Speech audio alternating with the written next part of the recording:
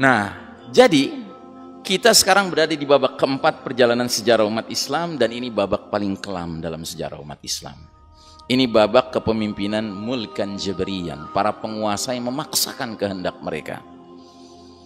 This is the darkest chapter of the Islamic history. Ini babak paling kelam dalam sejarah umat Islam.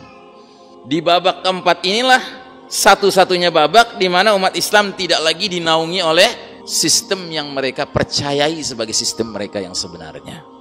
Ya, rumah besar mereka yang dapat IMB dari Allah Ta'ala, izin mendirikan bangunan dari Allah Ta'ala. SK-nya nomor 230, Al-Baqarah ayat 30.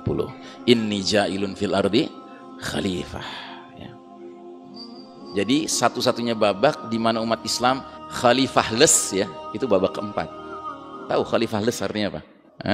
Tanpa pemimpin. Ini babak kita sekarang. Babak di mana umat Islam babak belur. Itu realita, Pak. Dan realita ini nggak perlu kita tangisi, ratapi, nggak perlu. Kenapa? Memang Allah sudah katakan kok ini bisa terjadi.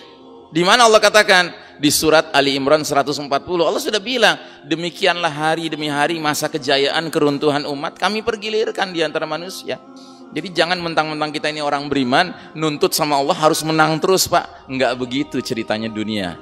Dunia itu tempat semua silih berganti. Jangankan umat, Pak, pribadi kita saja, hari demi hari kan ganti-ganti situasi kita kan. Kadang kita sehat, kadang kita sakit. Kadang kita lapang, kadang kita sempit. Kadang kita senang, kadang kita susah. Kadang kita beruntung, kadang kita rugi. Kadang kita menang, kadang kita kalah. Itulah dunia, Pak.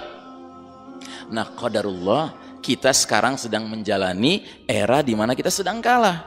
Era di mana posisi kita di bawah garis merah. Ini garis merah bukan garis kemiskinan, Pak. Ini garis kejayaan.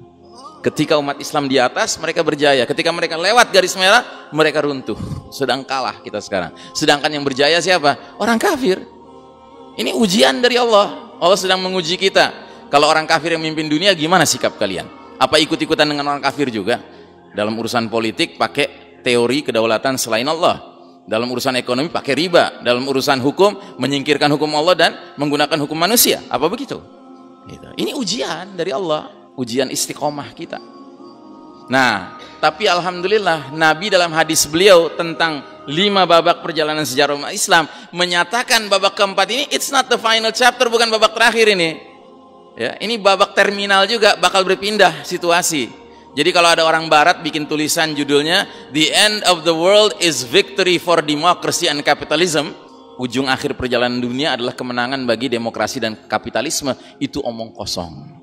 Demokrasi dan kapitalisme sekarang saja sedang berjaya, tapi sebentar lagi dia akan masuk ke dalam keranjang sampah sejarah, Pak. Untuk kemudian datang babak kelima yang Nabi sudah sebutkan adalah babak khilafah ala minhajin nubuwah.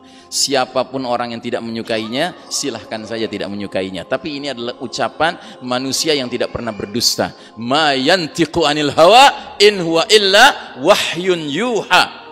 Apapun yang diucapkan Nabi Muhammad SAW bukan produk hawa nafsunya, semuanya adalah bimbingan ilham dari Allah Subhanahu wa Ta'ala. Jadi kalau khilafah hari ini tidak tegak, ini cuma masalah jadwal saja, Pak. Bukan masalah ketetapan Allah yang tidak akan berubah.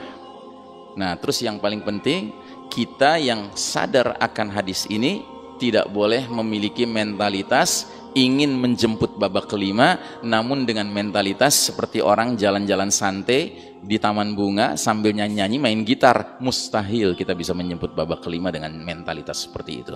Perpindahan kita dari babak yang penuh kezaliman saat ini menuju babak penuh keadilan kelak nanti, mau tidak mau harus mengerahkan energi keringat, air mata, dan apa? Keringat, air mata, dan darah, ya. Orang barat menyebutnya blood, sweat, and tears, ya. Keringat, air mata, dan darah. Kalaupun akhirnya kita masuk babak kelima dengan mentalitas seperti itu, nanti di babak kelimanya kita salah registrasi. Bukan registrasinya ke Mahdi, malah registrasinya ke Dajjal. Nauzubillahi min dzalik.